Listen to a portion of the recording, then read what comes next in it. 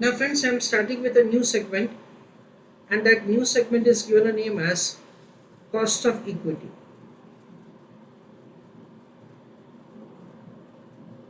That is the new segment with which I am starting with. Dear students, how to make the calculation of the cost of equity वो भी हम लोग यहाँ पे discuss कर रहे हैं, and we are going to understand its numericals also.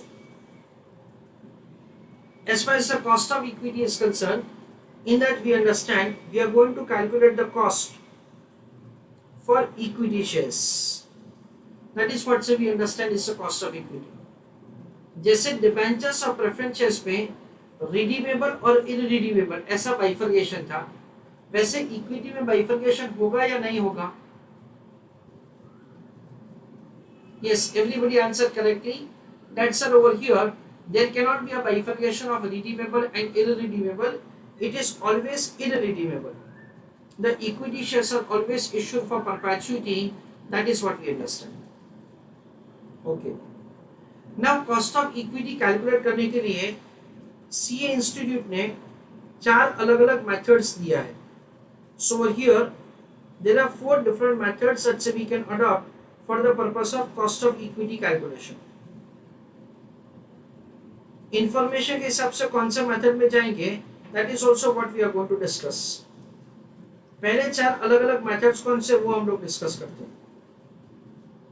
सबसे पहला ये है, let's say you can apply the dividend approach for cost of equity calculation. हम लोग डिविडेंड को बेस ले सकते हैं कॉस्ट ऑफ इक्विटी के कैलकुलेशन के लिए. दूसरा हम लोग अर्निंग को बेस ले सकते हैं कॉस्ट ऑफ इक्विटी कैलकुलेट करने के लिए. तीसरा एक मेथड है जिसका नाम है internal rate of return, IRR method.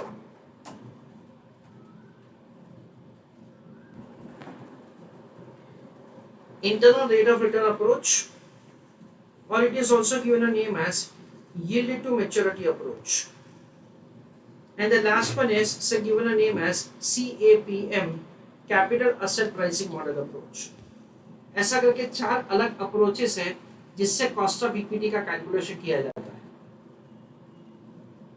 As far as IRR approach और yield to maturity approach is concerned, वो मैंने ऑलरेडी आपसे डिस्कस किया है, कैलकुलेशन नहीं किया है, डिस्कस किया है कि प्रेफरेंस शेयर्स है, डिबेंचर्स है, when it is issued for a certain time period, यानी कि वो रिडीमेबल इन नेचर है, तब हम लोग 2 मेथड से आंसर कर सकते हैं.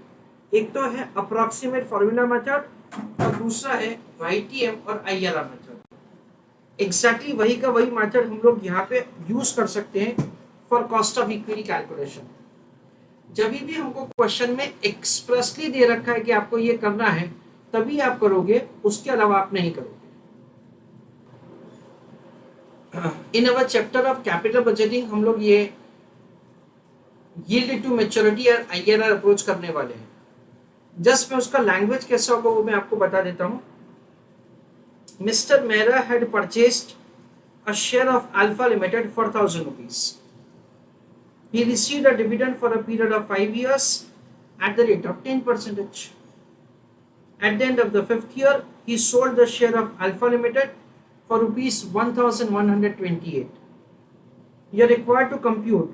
देखो क्या दे रखा है, कॉस्ट ऑफ इक्विटी यानी कि as per realise yield approach. ये जो यील्ड अप्रोच है ना, उसको बोला जाता है IRR अप्रोच. तो ऐसा हमको एक्सप्रेसली दे रखा होगा जब हमको ये अप्रोच अडॉप्ट करना है for the purpose of KE calculation. IRR stands for